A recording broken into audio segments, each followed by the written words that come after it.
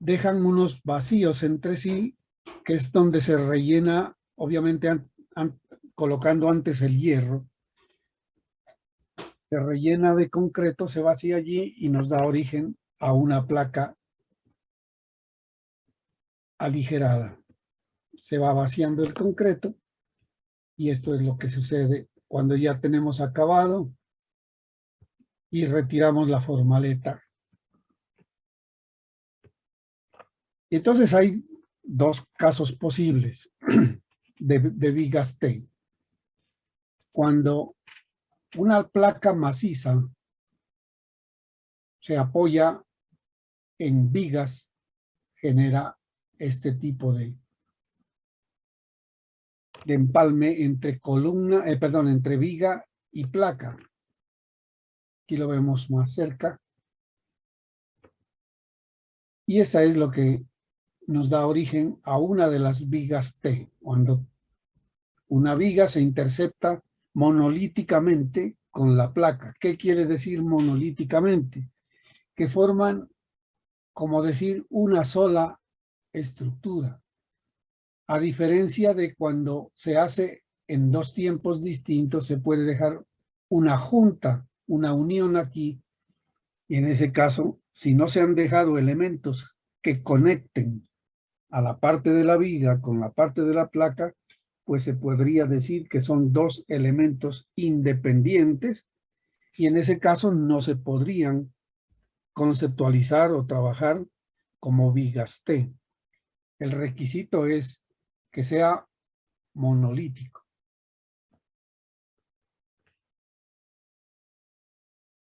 En este caso tenemos en las dos direcciones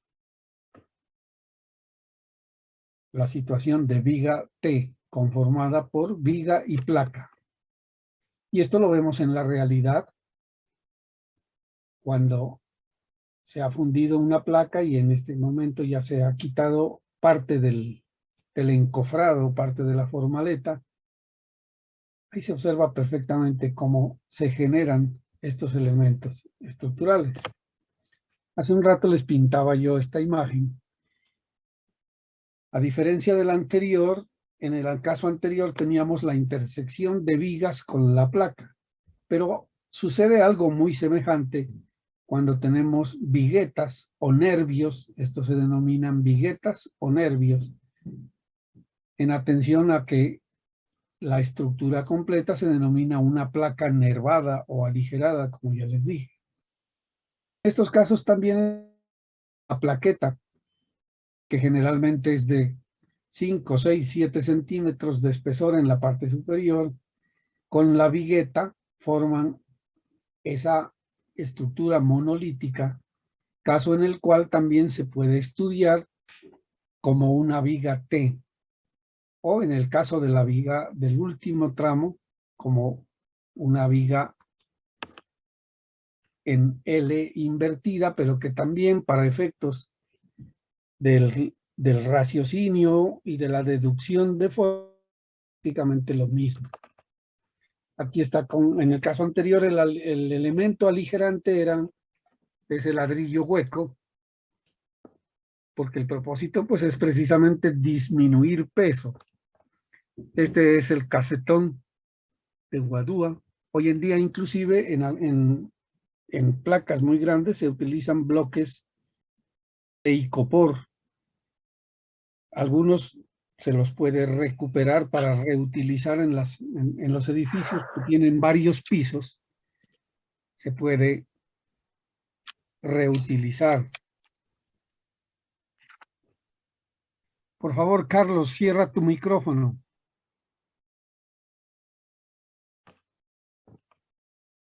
Aquí está entonces, cuando el aligerante es un bloque de icopor que puede o no ser recuperable. Cuando nosotros miramos eso ya con cielo raso, por eso les decía, es difícil detectar a simple vista. Generalmente uno deduce que es aligerado por el espesor. La placa maciza es mucho más delgada que la placa nervada. Y cuando se hace con formaleta removible, pues allí en ese caso sí nos muestra perfectamente toda la conformación de viguetas y plaqueta. Y este es entonces el caso que tenemos que tratar.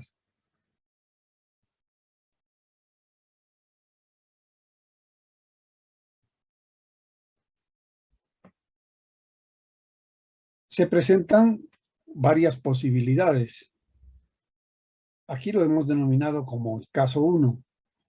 Un sistema monolítico de placa nervada con aleta en ambos lados. Esto es lo que se llama la placa nervada. Este es un nervio y estas son las aletas al lado y lado del nervio.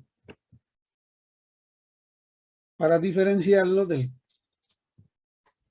caso 2, en el que el sistema monolítico de placa nervada tiene aleta en un solo lado, que es el caso de los extremos,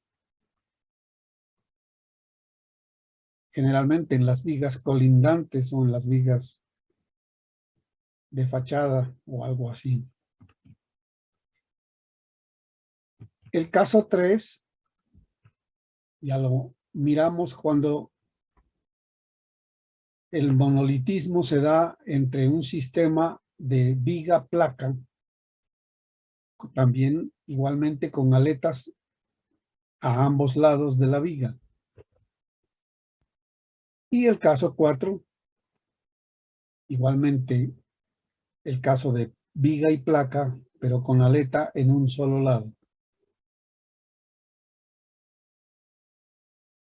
Para poder garantizar que se cumple la normatividad, existen unas limitantes en cuanto a las dimensiones de estos elementos que están perfectamente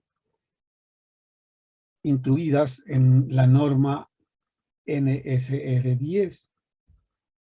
Vamos a mirar caso por caso cuáles son esas especificaciones y esas restricciones. Tenemos aquí la parte que se considera como el nervio o el alma. Ese es el cuerpo central de nuestra viga T y obviamente las aletas a ambos lados.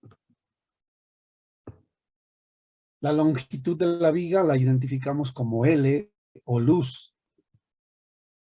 El espesor de la aleta como T.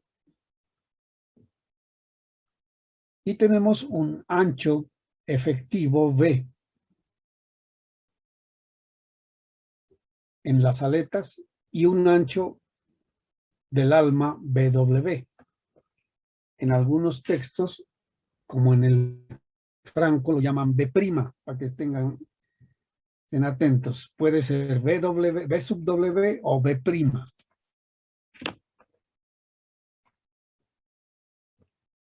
Y esto es lo que nos dice la norma en el apartado C812. Sistemas de vigas T. En la construcción de vigas T, el ala y el alma deben construirse monolíticamente o de lo contrario deben estar efectivamente unidas entre sí. ¿Cómo se garantiza ese efectivamente unidos entre sí? Generalmente cuando se funden en dos instantes, porque a veces por el tamaño de la placa no se alcanza a fundir todo en una misma jornada. En algunos casos se funden primero los nervios y después la plaqueta. Pero para garantizar que haya ese monolitismo, los estribos de la vigueta, los flejes, deben sobresalir e introducirse en la plaqueta. Entonces, con esos estribos a manera de conectores garantizamos que sí existe un trabajo uniforme entre la placa y la vigueta. El ancho efectivo de la losa usada como ala de las vigas T no debe exceder 1/4 de la luz de la viga y el ancho sobresaliente efectivo del ala a cada lado del alma no debe exceder A, 8 veces el espesor de la losa, y B, la mitad de la distancia libre a la siguiente alma. Eso hay que leerlo detenidamente para comprenderlo. Nos dice, el ancho efectivo de la losa usada como ala de las vigas T no debe exceder 1/4 de la luz de la viga, y el ancho sobresaliente efectivo del ala a cada lado del alma no debe exceder 8 veces el espesor de la losa y la mitad de la distancia libre a la siguiente alma. Ahorita lo vemos eso en un gráfico para comprender mejor. Para viga losa a un solo lado, o sea, el caso de las extremas o esquineras, el ancho sobresaliente efectivo del ala no debe exceder A, 1/12 de la luz de la viga, B, 6 veces el espesor de la losa, y C, la mitad de la distancia libre a la siguiente alma. En vigas aisladas, en las que solamente se utilice la forma T para proporcionar con el ala un área adicional de compresión, el ala debe tener un espesor no menor de 1/2 del ancho del alma y un ancho efectivo no mayor de 4 veces el ancho del alma. Entonces, vamos a mirar, como les dije esto.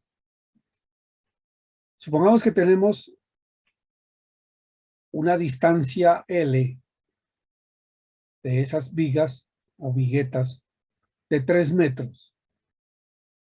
Según el numeral 81222, nos dice que V debe ser menor o igual a 1/4 de L. Para nosotros, L es 3 metros, la longitud que viene perpendicularmente o hacia nuestros ojos de estas viguetas. Y entonces, 3 metros dividido entre 4 nos da 0,75. Nosotros vamos a trabajar con un B igual a 60 centímetros. Entonces estamos cumpliendo la primera disposición. En la parte del 812.2a nos dice, además, que B debe ser menor o igual a 16 veces el espesor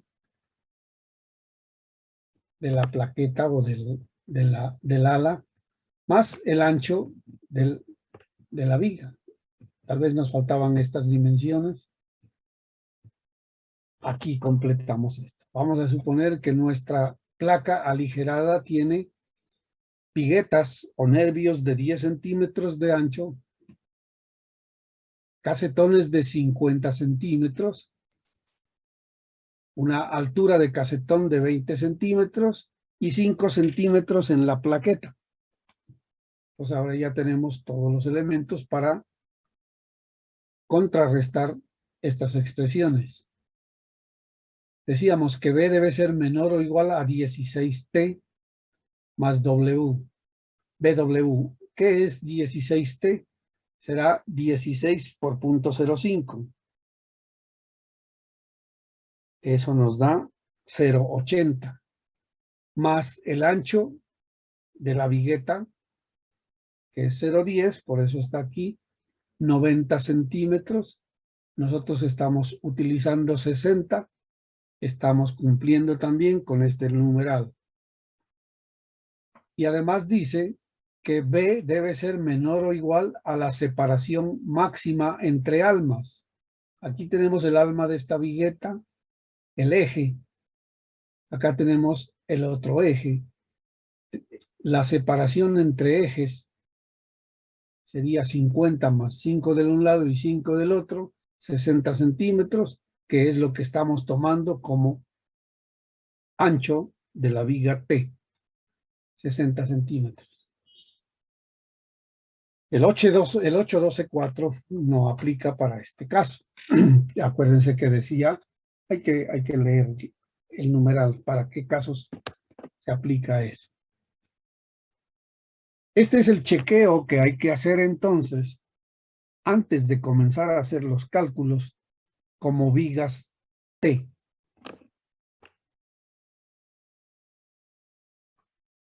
Este era nuestro caso número 1, sistema monolítico de placa nervada con aleta en ambos lados. Si tuviera estos casetones mucho más amplios, por decir, si tuviéramos un casetón de 90 centímetros de ancho, pues ya no cumpliríamos con esta parte, porque serían 90 más medio nervio de un lado y medio nervio del otro, serían 100 centímetros. No podemos tomar más de 90 centímetros cumpliendo este requisito. El siguiente caso, veamos para el nervio del lado extremo. Con la misma dimensionamiento para una placa nervada con altura de nervio 20 más 5 de placa, ancho de casetón 50 y ancho de viguetas 10 centímetros. Entonces, como es el caso de la viga extrema, de la vigueta extrema, debemos cumplir con el 8.12.3, que dice que el ancho considerado en las aletas, o en este caso en la aleta, debe ser 1/12 de L más el ancho de la vigueta. 1/12 de 3 metros que habíamos dicho como longitud, 3 dividido 12, nos da 0.25, más los 10 centímetros de la vigueta, quiere decir que podríamos tomar 35 centímetros de ancho acá, por este numerado. Por el caso B, el ancho debe ser menor o igual que 6 veces el espesor de la plaqueta. Tenemos 0.05 por 6, 0.30, más el espesor de la vigueta, 0.10, tendríamos 0.40. Estamos tomando 35 menor que 40, eso es correcto. El tercer chequeo, que ese ancho debe ser menor que, a ver, este sí creo que está mal escrito, la mitad del casetón, o sea, del espaciamiento libre, más el ancho. Entonces tendríamos 0.25, la mitad de 50, más media vigueta y media vigueta, que nos dan el ancho 10, 35 centímetros. Entonces, en definitiva, nos quedamos con que podemos trabajar con un ancho de aleta total de 35. Aquí está, este 25 es de aquí para acá, más los 10, 35. Por favor, corríjanle, de una vez, pongámosle aquí.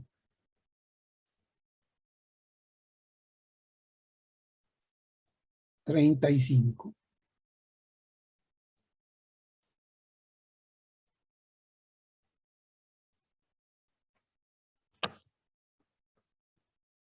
Eso es. Sistema monolítico de placa nervada con aleta en ambos lados. Este es caso 2, con aleta en un solo lado. Caso 2. Con aleta en un lado.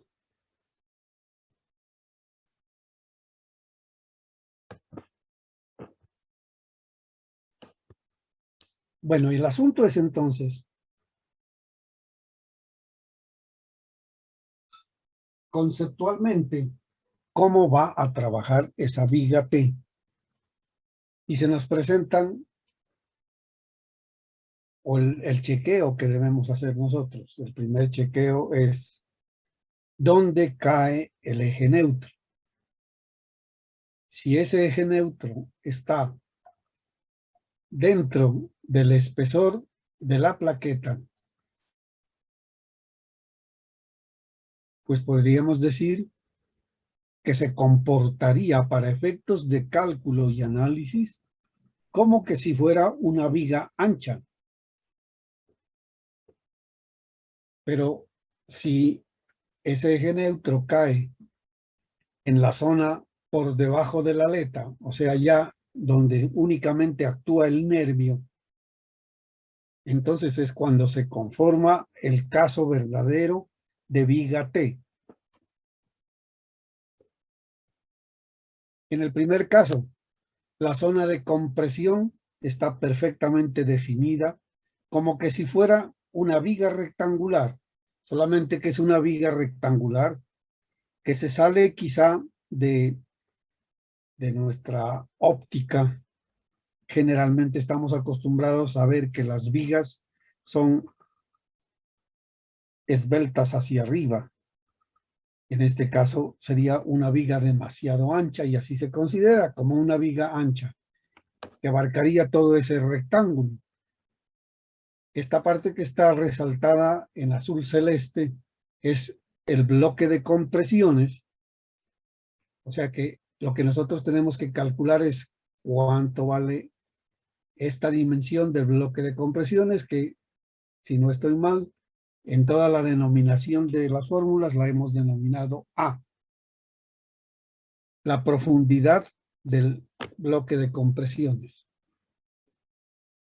Y en el segundo caso, cuando el eje neutro está más abajo de la zona de las aletas, se presentan estas dos situaciones.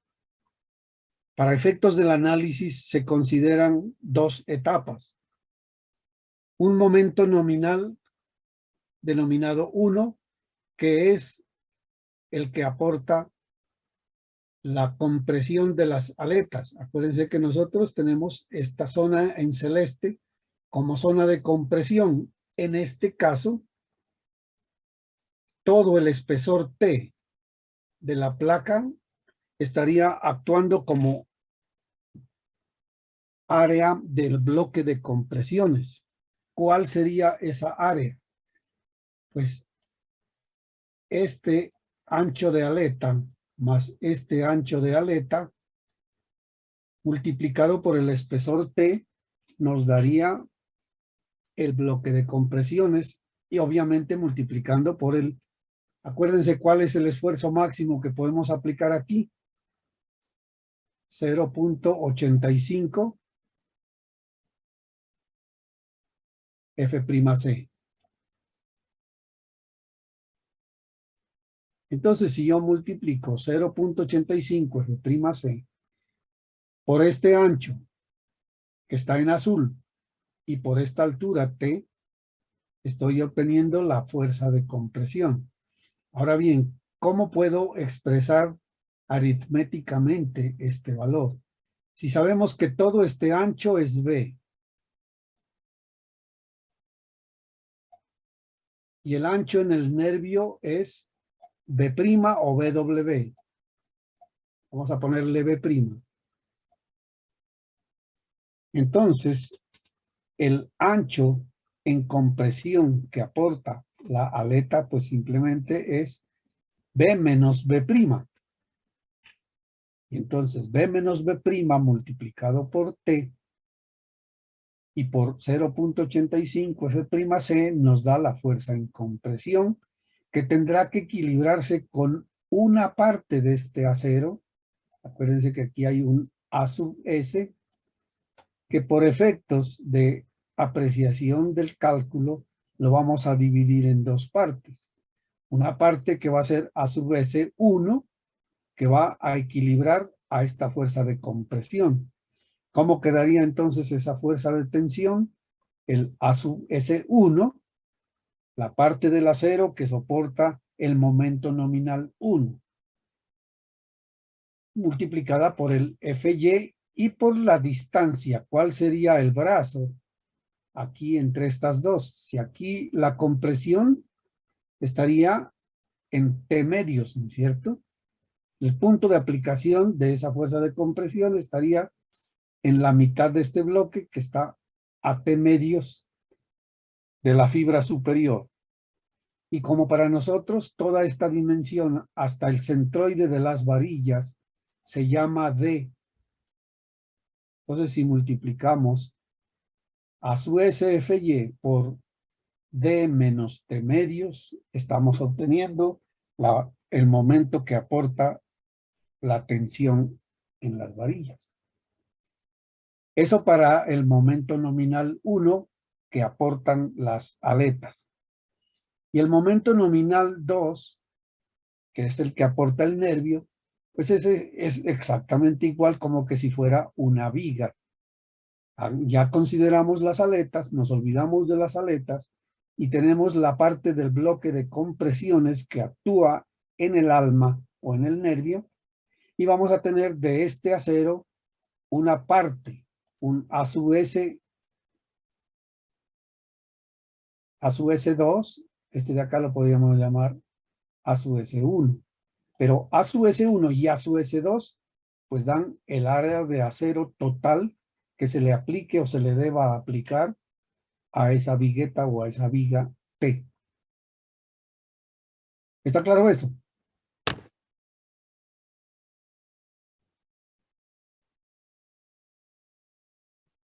Jóvenes. Ingeniero, a sub S1 y a sub S2 van a tener el mismo valor. El mismo, Valor. no, nunca. Son valores distintos que sumados dan el área de acero total. ¿Y Pues cómo sería, sabemos, digamos, qué valor toma cada uno? vamos a verlo ahora enseguida, ya con la parte numérica.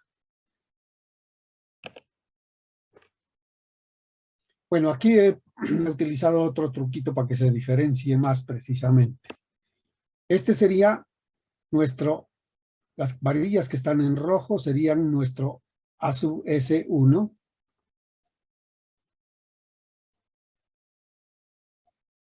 Y por acá tenemos nuestro A sub S2.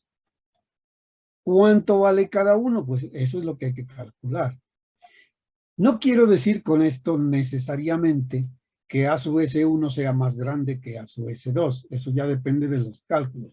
Lo que sí es cierto es que las dos áreas de acero sumadas nos dan el A sub S que necesita esa viga. Para poder dimensionar esas dos cosas, tenemos las expresiones matemáticas. Sabemos que el momento nominal de esa viga se compone de dos momentos nominales. El momento nominal 1, que aportan las aletas, y el momento nominal 2, que aporta el alma. Que si lo referimos como momento último, o sea, la carga máxima que le podemos aplicar a esa vigueta, acuérdense que al momento nominal hay que multiplicarlo por ese valor de reducción phi, que para el caso de la flexión es 0.9.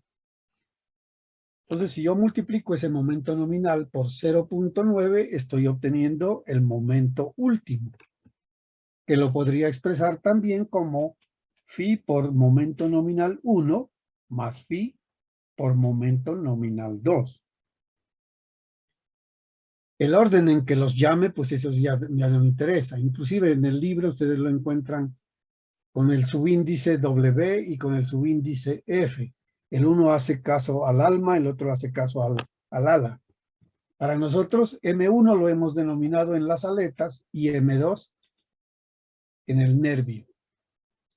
Entonces miren ustedes, el momento nominal 1 que decíamos hace un momento es phi por 0.85 F'C Y acuérdense del bloque de compresiones.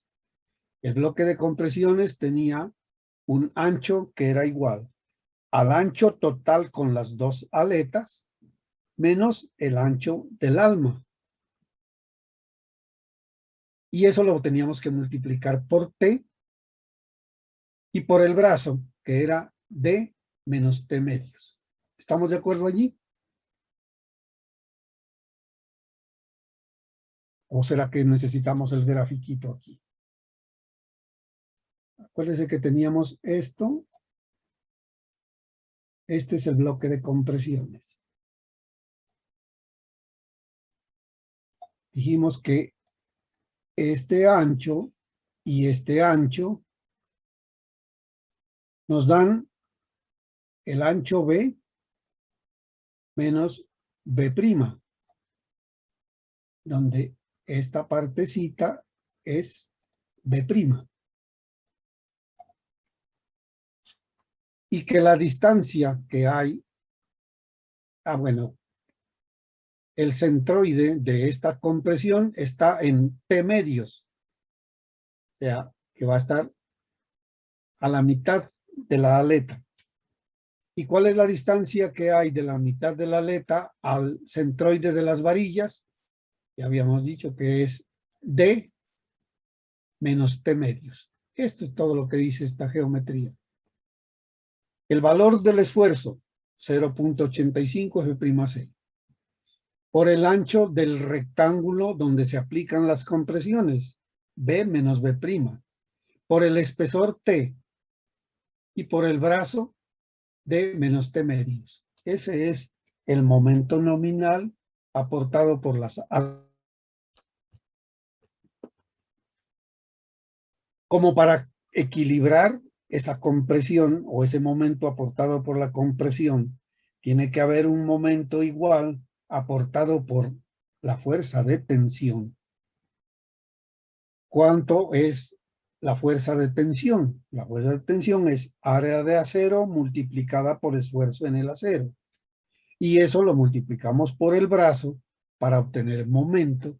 Y vamos a decir entonces que el momento nominal 1 también es igual al factor de reducción phi multiplicado por, aquí está, A sub S1, la parte del acero que aporta la tensión que equilibra a la compresión de las aletas, y su brazo D menos T medios.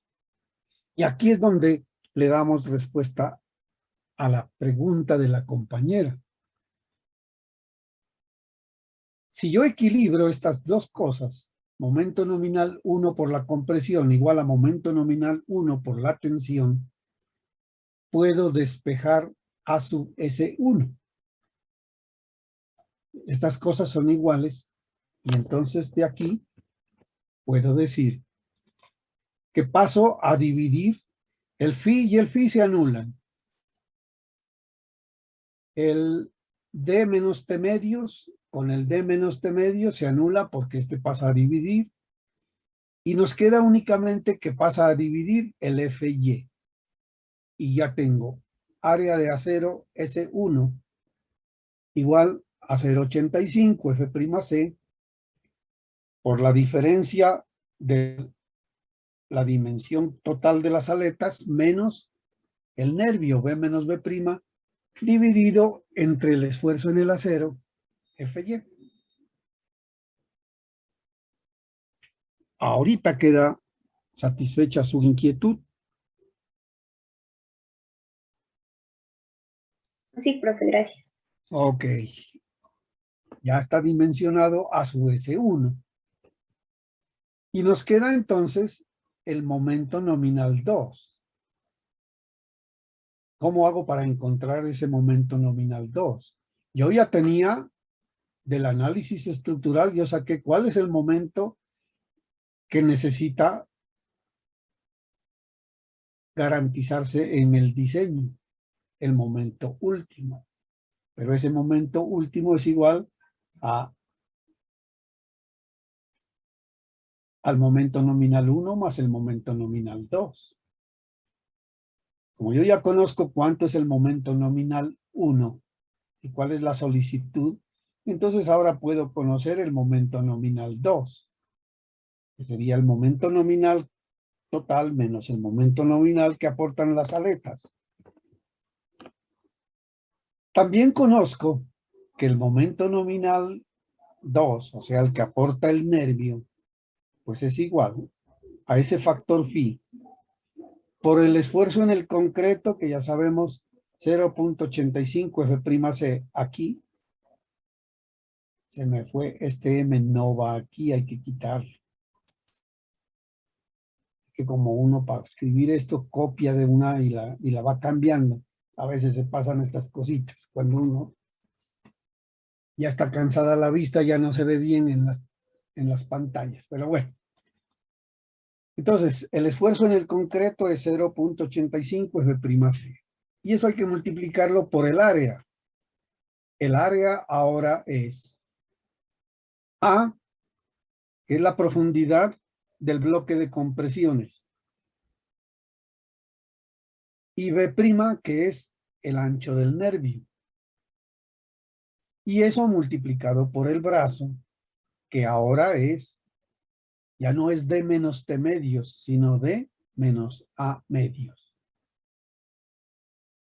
Ese es el momento que aporta la compresión en el nervio o en el alma.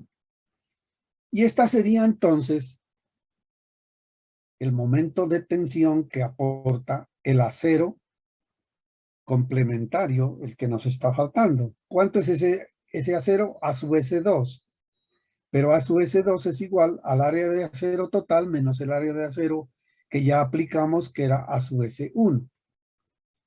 Entonces, bien sea que lo tome como A su S2 o como la diferencia del acero total menos el acero A su S1, lo multiplicamos por el esfuerzo en el acero y por el brazo de menos A medios, y hacemos lo mismo para despejar el área de acero, que sería nuestra incógnita. Y entonces vamos a decir el área de acero sub 2, que es igual al área A sub S menos A sub S1, equilibrando estas dos cosas, igualmente el D menos A medios, con este D menos A medios que pasa a dividir, se simplifican, se simplifica phi y se simplifica phi, y nos queda que A sub S menos A sub S1 es igual a 0.85 F'C por A por B' y dividido entre Fy. Y ahí tenemos entonces las expresiones para calcular el área de acero 1 y el área de acero 2. En principio, con eso quedaría resuelto. Ahora, que hay que chequear después que esto cumpla con las cuantías mínimas, máximas, etcétera. Eso ya es complementario, pero por ahora quiero que quede bien clarito esta parte conceptual de la viga T. ¿Hay alguna inquietud?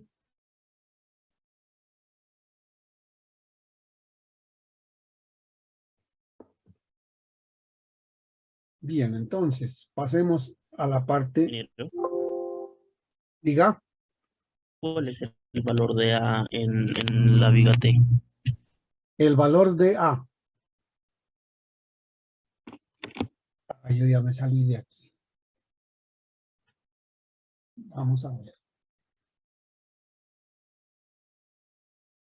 Tenemos dos posibilidades, acuérdese que dijimos en un comienzo. Si la profundidad del eje neutro está dentro del alma, de la aleta, perdón, este nos permite, bueno, por ahí hay una expresión que nos permite calcular A.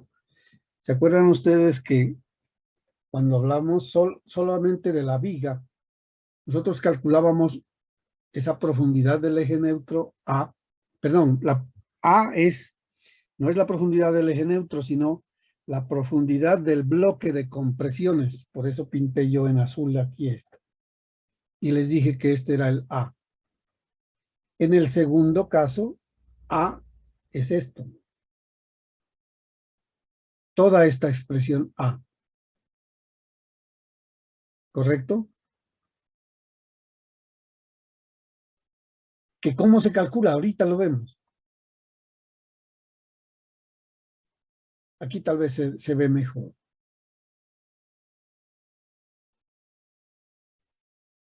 Este es el valor A.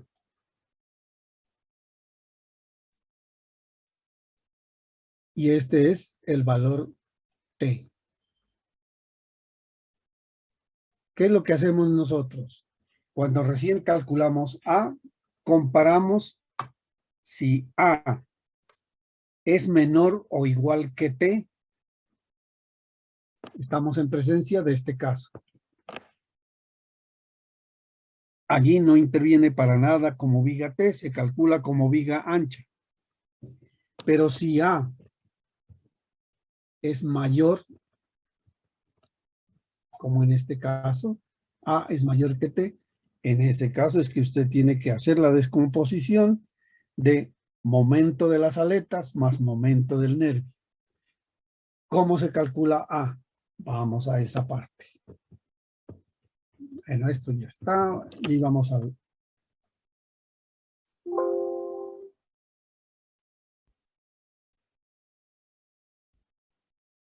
Vamos a la parte numérica.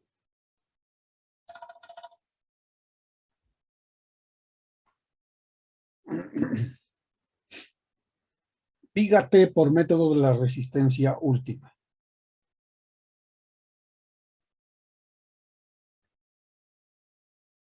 Tenemos una viga con un ancho en las aletas de 0,80, un ancho en el alma de 0,30, espesor de la aleta 15 centímetros y 35 centímetros de casetón. Lo primero que tenemos obviamente es que conocer la geometría. Si no la conocemos hay que asumirla y después confirmarla o reajustarla.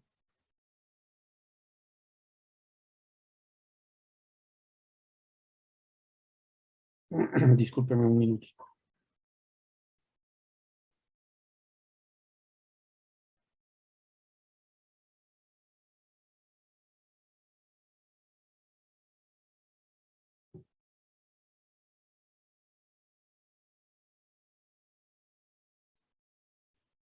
Bueno, entonces, tenemos esa viga a la cual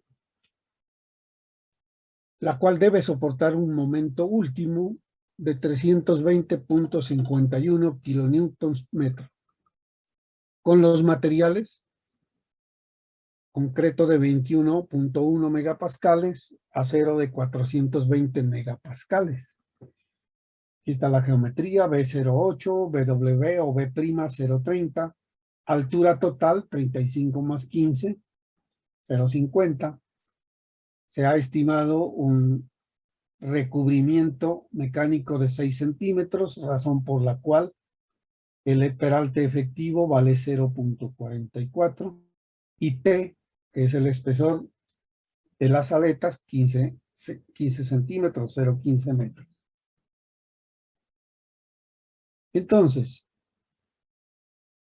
estamos en presencia del caso C. Debo ver estos chequeos. Que B sea menor o igual que 4W. El W vale 30, 3 por 4, 1,20. Estamos con 0,80. 0,80 es menor que 1,20 si cumple que el espesor T sea mayor o igual que el ancho del alma entre 2. El ancho del alma es 0,30, entre 2, 0,15. Estamos justo en el límite. Entonces, sí puedo aplicar la teoría de viga T. Y el primer paso que dijimos era ver la ubicación del eje neutro. Para eso, hago una hipótesis. Asumo que se va a comportar como viga ancha.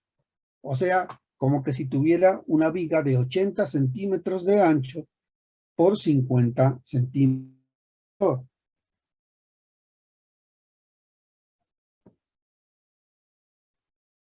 O sea, con peralte efectivo de 0.44. Como el momento último vale 320,51. Y nosotros sabemos que hay que resolver esa ecuación de segundo grado en la que A es 0.59, phi BD, FY, y que B es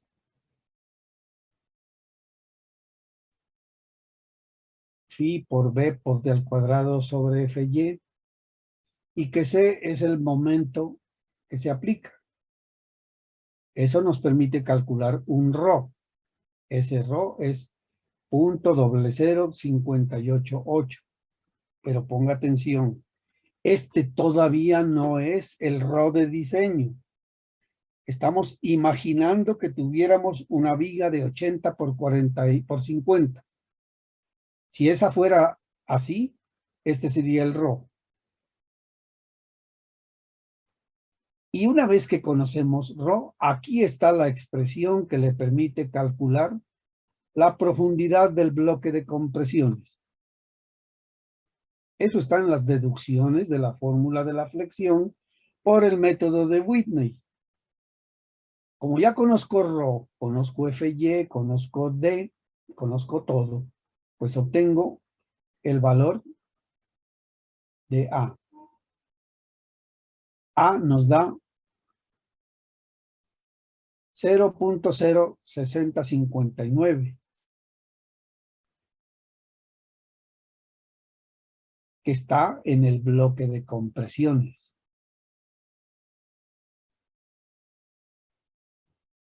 La profundidad del eje neutro, acuérdense también, se calcula como A dividido entre un coeficiente que por allá lo llamábamos K sub 1. Hay que mirar esa parte conceptual porque dice que cuando el concreto tiene un F'C menor o igual a 28 megapascales, K sub 1 vale 0.85. Y por consiguiente, si dividimos el A 0.06 entre 0.85 nos da que la profundidad del bloque de compresiones, la profundidad del eje neutro es 0.7129. ¿Qué quiere decir esto?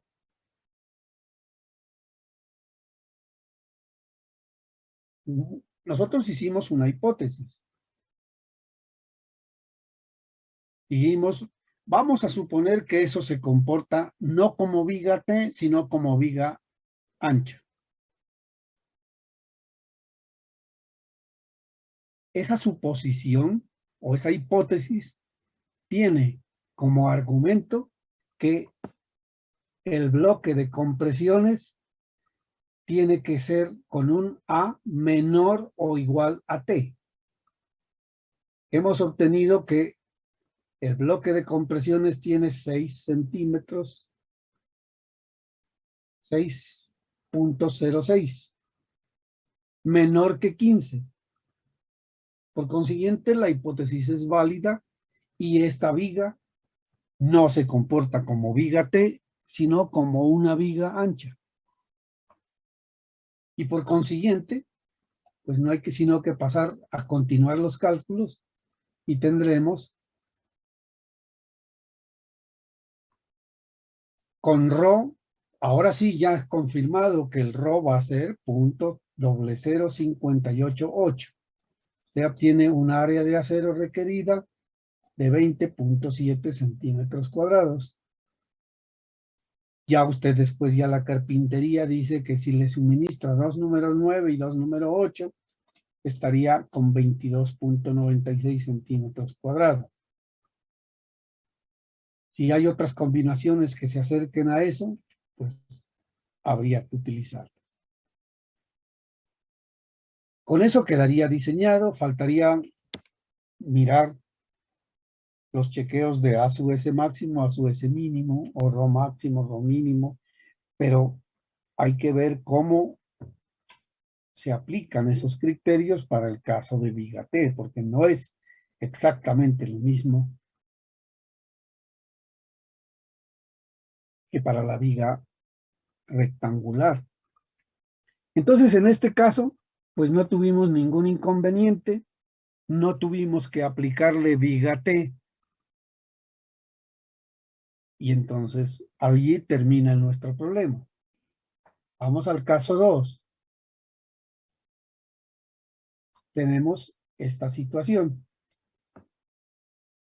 Ahora la situación es semejante, solamente que el espesor de las alas lo hemos disminuido a 5 centímetros.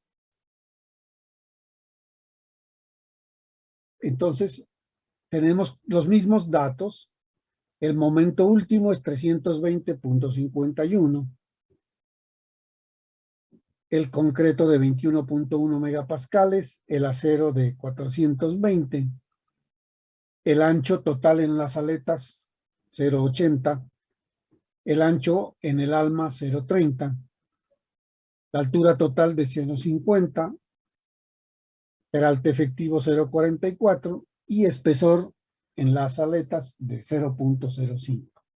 Este es entonces un caso A, en el que verificamos el cumplimiento de que el ancho total de las aletas sea menor o igual que un cuarto de la luz.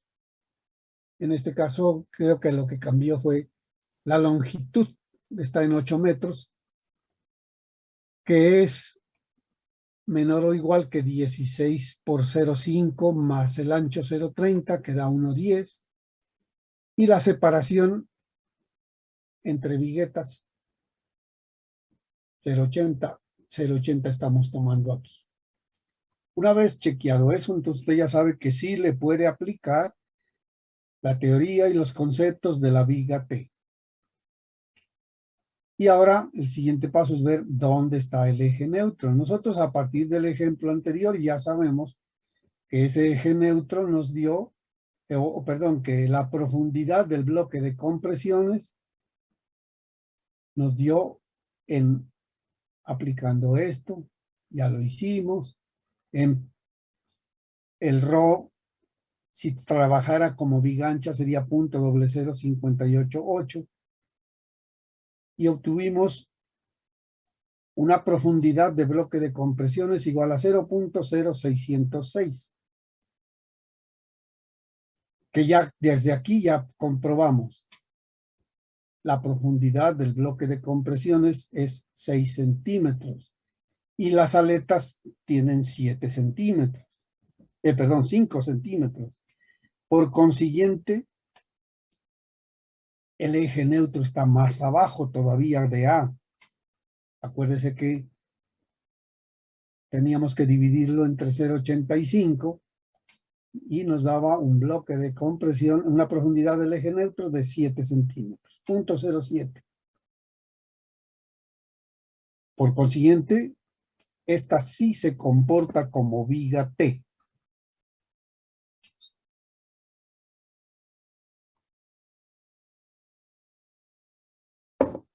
Y entonces se diseña como viga T. Y sabemos que el momento último deberá ser igual a un momento nominal 1 multiplicado por phi, más un momento nominal 2 multiplicado por phi. Y sabemos que el momento nominal 1 es phi por 0,85 F'C por B menos BW por T y por D menos T medios. Esa es la teoría que acabamos de enunciar en las diapositivas.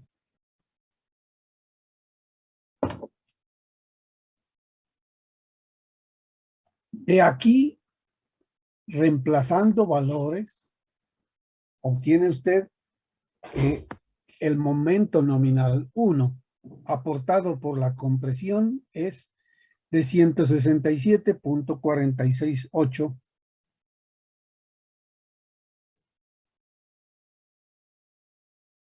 y que ese momento debe ser igual al momento nominal 1 aportado por una parte del acero, que la hemos llamado a su vez 1, trabajando en tensión Fy y por su brazo D menos T medios.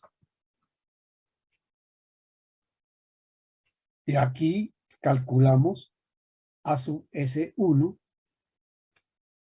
obteniendo como resultado 0.001 metros cuadrados, que hay que pasarlo a centímetros cuadrados y nos da 10,67 centímetros cuadrados. Este es el área de acero teórica que necesitamos para equilibrar el momento nominal 1. Y de aquí sacamos cuánto vale el momento nominal 2, que será igual al momento último, 320,51 menos el que acabamos de obtener, momento nominal 1, 167, y tenemos que el momento nominal 2 deberá ser, obviamente, 320,51 menos 167,468 nos da 153,4194.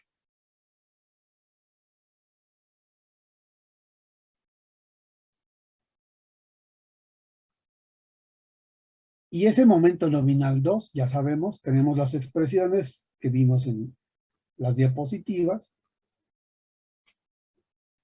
nos permite, mediante la expresión de la ecuación de segundo grado, conocer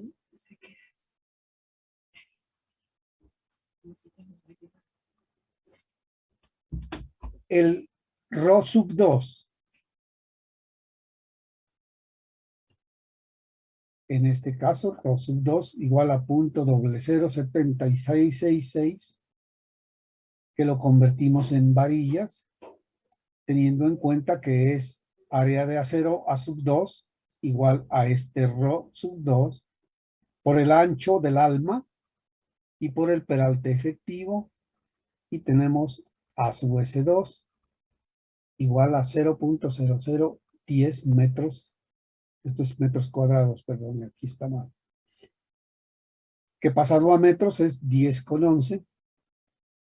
Y ahora sí tenemos A su S1 más A su S2, el 10,67 que obtuvimos acá, y el 10,11 que obtuvimos acá, y nos da 20,78 centímetros cuadrados. Ahora si usted da y suministra 2 número 9 más 2 número 8, 22,96. Y quedó con un ρ suministrado de 0.01739, que será el que hay que comparar con los parámetros de tope máximo y tope mínimo. Y miren ustedes, esta es toda la parte teórica conceptual referente a las vigas T.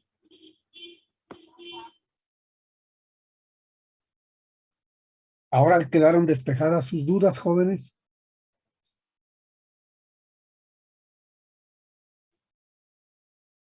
Los dos que siempre intervienen, que creo que son los únicos que me oyen, los demás no oyen.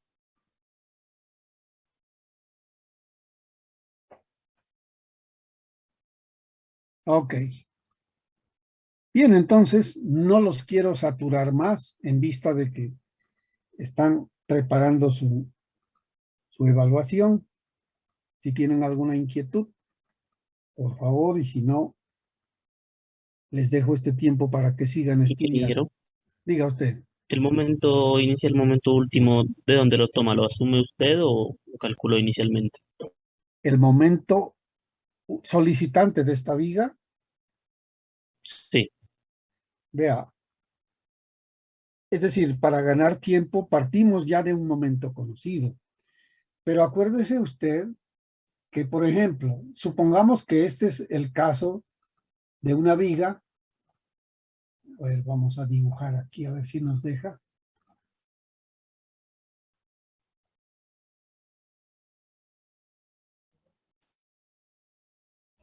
Vamos a suponer que es una viga que usted tiene.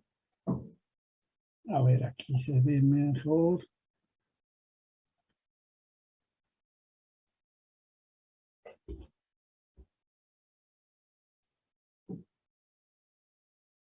Esta es su viga.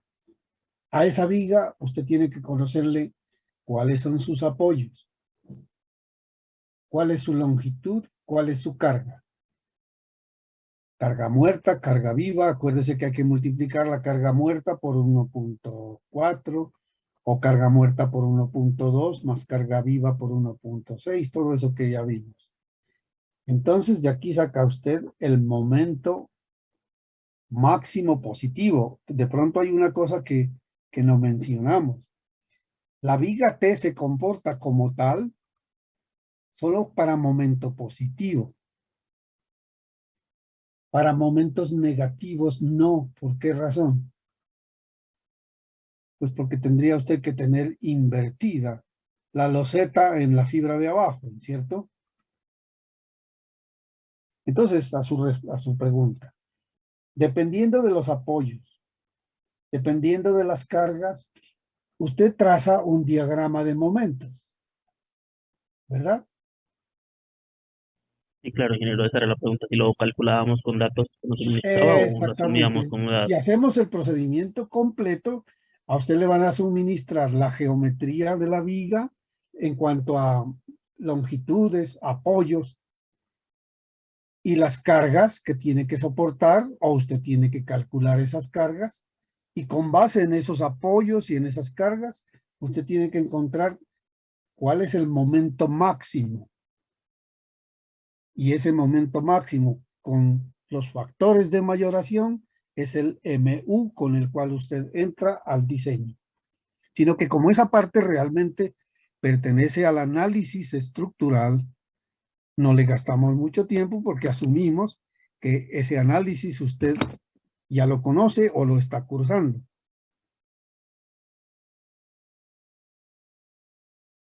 Vale, ingeniero. Otra preguntita, ¿este tema también lo va a incluir en el examen?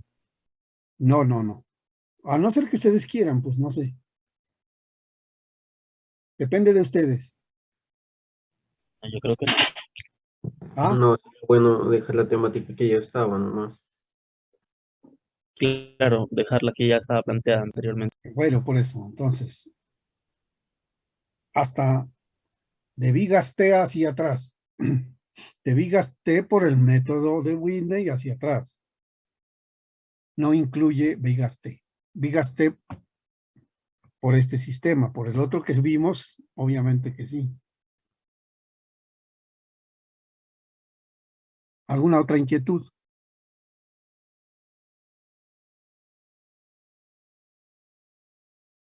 Bueno, jóvenes, Ingeniero, no entonces, sé si de pronto usted tiene ahí la presentación del método elástico del Excel, de una duda que teníamos pues, revisando los apuntes.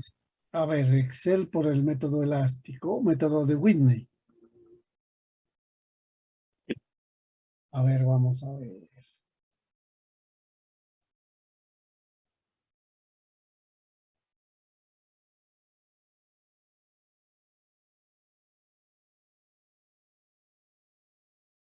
Flexión elástico, aquí está.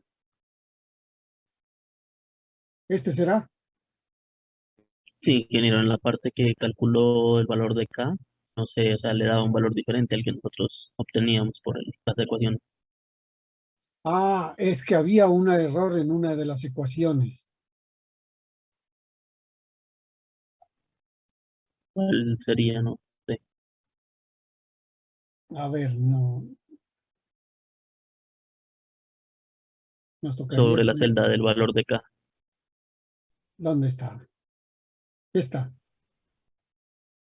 Sí, es Aplicando esta fórmula no le da.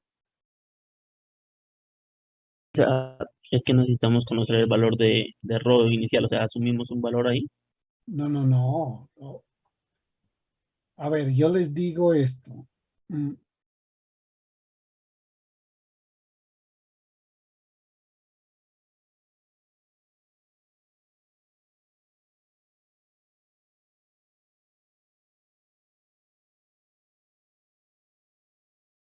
Es que usted tiene que tener en cuenta las dos situaciones.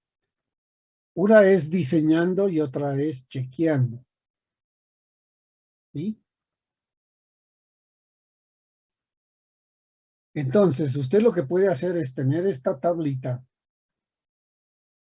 y ver aquí está, cuál es el momento que solicita y eso le da un K.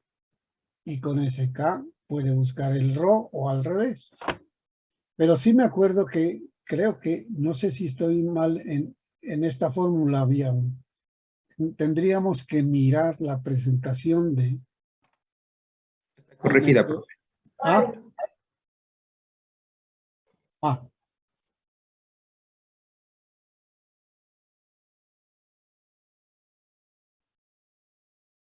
a ver, espérenme.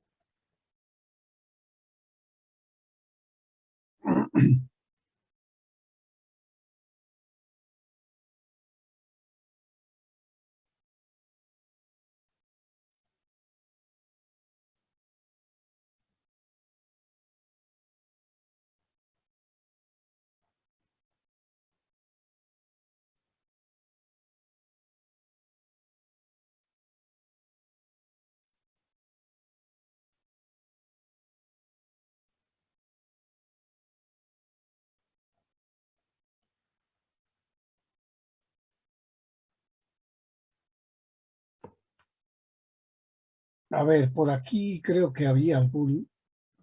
El otro día, yo no sé si fue.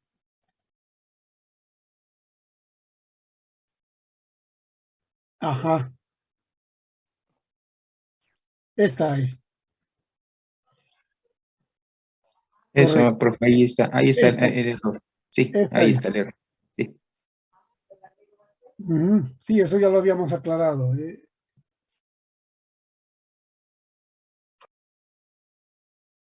A,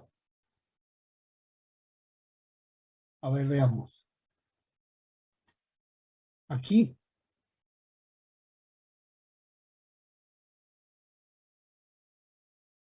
a ver. Aquí está.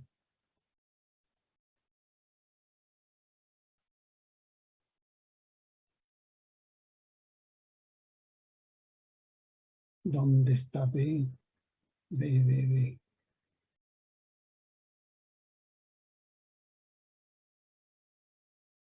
Sí, por eso la estoy buscando. ¿Dónde está calculada? Aquí está esta.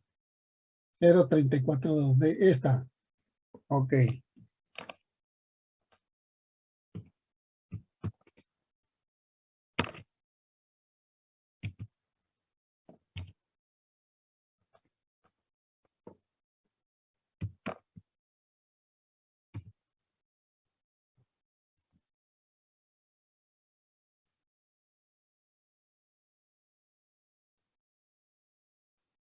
Ah, ¿y dónde será? Aquí.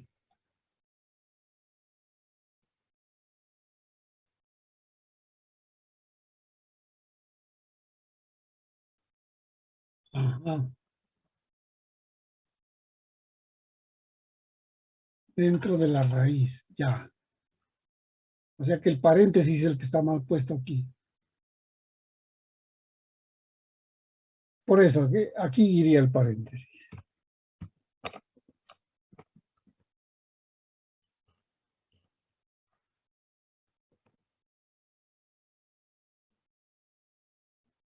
Bueno, hay que darle una revisada a toda esta. De todas maneras, gracias. Ya.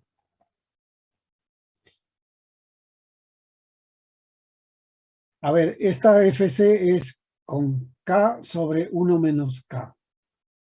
Y la que tenemos en la presentación, yo ya la había corregido, pero tal vez no quedó grabado.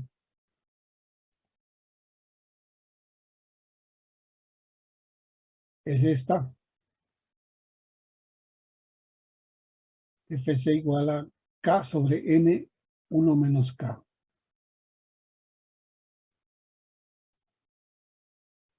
Sí, ya está corregida. Esta que lo que teníamos al revés era, estaba como 1 menos K sobre K y por eso les dio distinto, que usted me hizo la observación en alguna clase anterior. Bueno, jóvenes, entonces,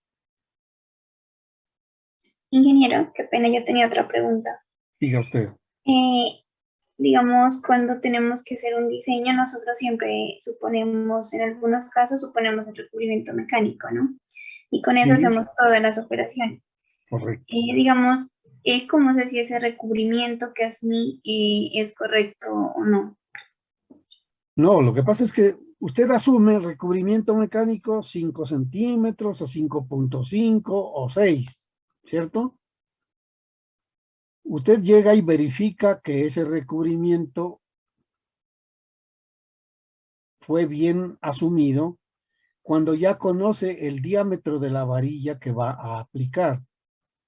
Entonces usted dice, tengo que ponerle 3 varillas número 8. Entonces vuelves y calculas cuánto da el recubrimiento mecánico si colocamos varilla número 8 y compara con el recubrimiento mecánico que usted asumió. Generalmente las diferencias son muy peque'ñas, pero cuando uno hace el cálculo en Excel, no hay ningún problema en regresarse y cambiar ese D' y hacer el recálculo. El Excel se lo ajusta inmediatamente. A mano da pereza porque uno dice, bueno, yo hice el cálculo con un peralte efectivo de 44 y resulta que ahora el peralte efectivo me da de 44.3. Pues uno normalmente haciéndolo a mano lo deja allí. En Excel no es sino ir, mover una celda y se reajusta todo. ¿Le quedó claro? Sí, ingeniero, muchas gracias. Ok. Diga usted.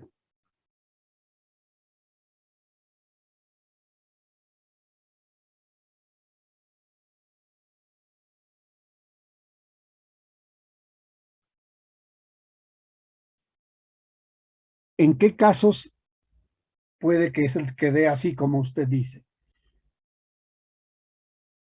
Por eso, en ese caso, correcto. En ese caso, como usted va a tener 2 filas de varillas, el recubrimiento mecánico le va a dar distinto.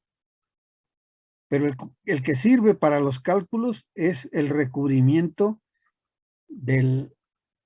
con respecto a la fibra inferior. El de los lados ya influye solamente para lo que es diseño y cumplir la norma en cuanto al recubrimiento. Pero allí ya no necesita, como usted no tiene 2 filas verticales, no necesita trabajar con ningún recubrimiento mecánico de eso. ¿Estamos claros? Ok.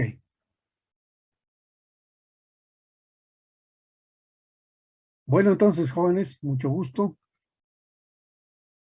Nos vemos mañana. Gracias, ingeniero. Luego, Gracias. ingeniero, que estén bien. Ok.